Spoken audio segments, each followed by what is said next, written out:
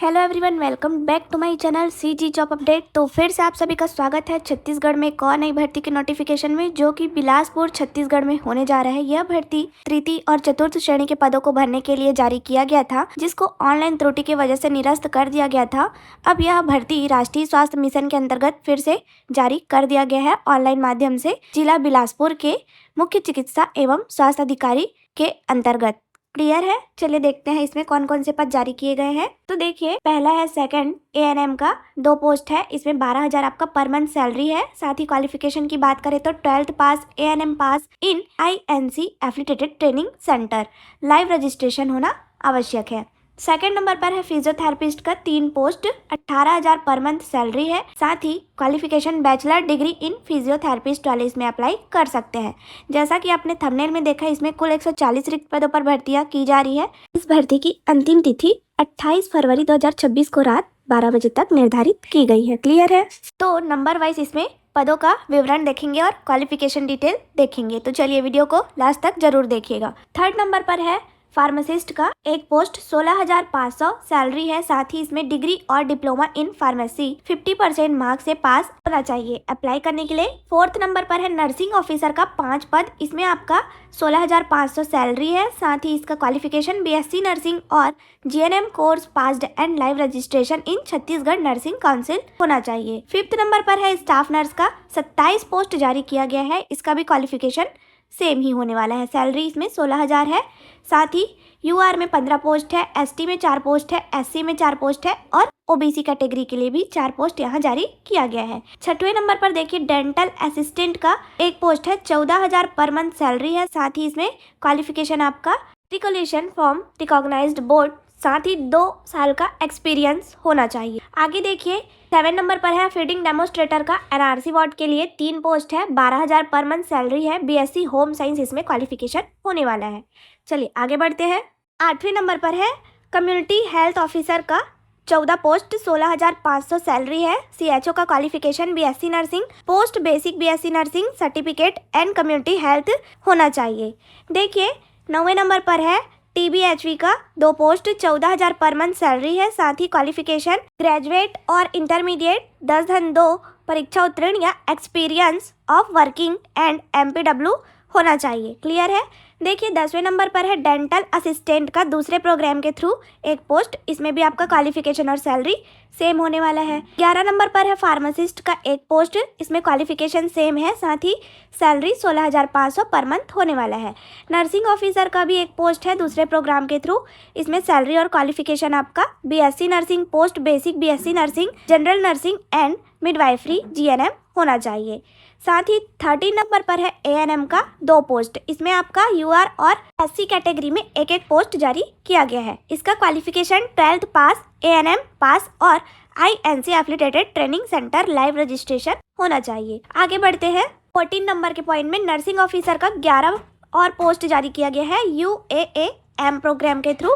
इसमें आपका qualification BSc nursing, post basic BSc nursing होना चाहिए। General nursing and midwifery GNM होना चाहिए। देखिए आगे है एमपीडब्ल्यू का 13 पोस्ट, 14,000 इसमें सैलरी है और क्वालिफिकेशन आपका हायर सेकेंडरी पास होना चाहिए। साथ ही बायोलॉजी सब्जेक्ट के साथ 1 year diploma in multipurpose worker training और समकक्ष योग्यता वाले अप्लाई कर सकते हैं।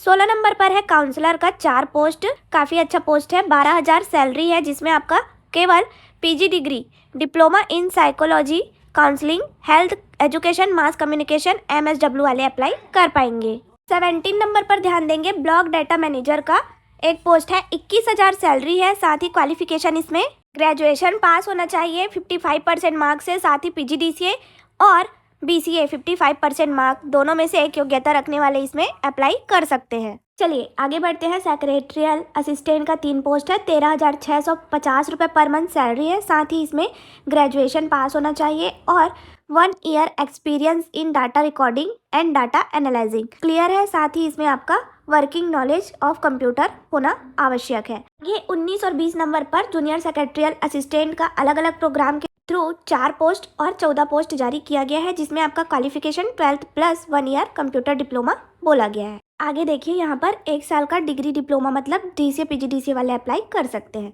अकाउंटेंट का 1 पोस्ट है। इसमें ग्रेजुएशन प्लस कॉमर्स और 2 साल का वर्किंग एक्सपीरियंस मेंटेनेंस का अकाउंटेंट का होना चाहिए। क्लियर है? चलिए वीडियो में आगे बढ़ते हैं। 22 नंबर पर कुक का 4 पोस्ट है, अटेंडेंट का 3 पोस्ट है, क्लीनर का 5 पोस्ट है, आया बाई का 4 पोस्ट है और साथ ही हाउस कीपिंग स्टाफ के लिए 5 पोस्ट यहाँ जारी किया गया है। इन सभी के लिए आपका सैलरी 8,000 से 8,800 और क्वालिफिकेशन 8th पास कैंडिडेट इसमें अप्लाई कर सकते हैं। हाउस कीपिंग स्टाफ का 10,000 सैलरी है। क्लियर है? देखिए 27 नंबर पर एंड लास्ट क्लास 4th का 11 पोस्ट है, साथ ही इसमें आपका 10th पास क्वालिफिकेशन है। 10,000 आपका पर मंथ सैलरी होने वाला है। क्लियर है? इस प्रकार यहाँ टोटल 140 रिक्त पद जारी किए गए हैं। चलिए अब देखते हैं इन भर्ती के संबंध में नियम एवं शर्तों के बारे में। आगे देखते हैं तो देखिए यहाँ पर बोला गया है आपका सभी पदों पर आवेदन के समय मान्यता प्राप्त शिक्षा मंडल संस्थान विश्वविद्यालय में शैक्षणिक योग्यता अनुभव संबंधी प्रमाण पत्र निवास प्रमाण पत्र और पद अनुरूप आवश्यक काउंसिल का जीवित पंजीयन होना आवश्यक है। साथ ही यह आवेदन की तिथि तक आपका क्वालिफिकेशन डिटेल पूर्ण होना चाहिए। क्लियर है? देखिए 3 नंबर पर दिया गया है आवेदन 1 से अधिक पदों के लिए आपको अलग अलग आवेदन करना होगा। आवेदन ऑनलाइन माध्यम से करना है। ये देखते हैं एज लिमिट के बारे में। सभी पदों के लिए 18 वर्ष से अधिकतम 64 वर्ष आपका एज लिमिट होगा। साथ ही 1 जनवरी के स्थिति में आयु की गणना की जाएगी। क्लियर?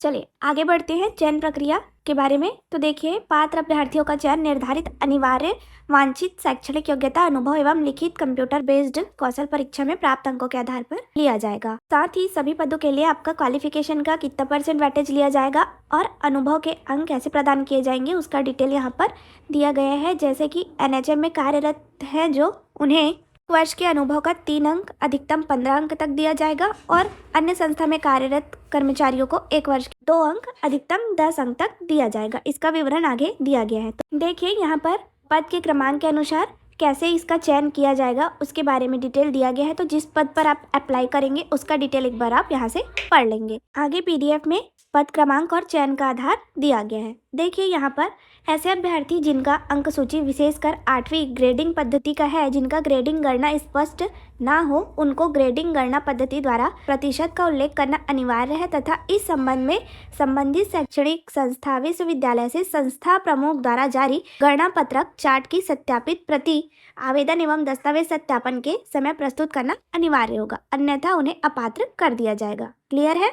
तो ये ध्यान रखेंगे आप अपने संस्था प्रमुख के द्वारा गणना पत्रक बनाकर ही अटैच करेंगे। आगे दिया गया है लिस्ट जिसका आपको दस्तावेज के साथ अटैच करना है। तो जन्म प्रमाण के लिए आपको 10वीं की अंक सूची, 12वीं की अंक सूची, मान्यता प्राप्त विश्वविद्यालय से स्नातक स्नातकोत्तर परीक्षा के समस्त वर्षों की अंक सूची, संबंधित डिग्री पोस्ट के अकॉर्डिंग संबंधित काउंसिल का जीवित पंजीयन प्रमाण पत्र यानी रजिस्ट्रेशन, साथ ही जाति प्रमाण पत्र, जाति सत्यापन प्रमाण पत्र, स्थायी निवास प्रमाण पत्र और विकलांगता प्रमाण पत्र मेडिकल बोर्ड द्वारा जीवित होना चाहिए।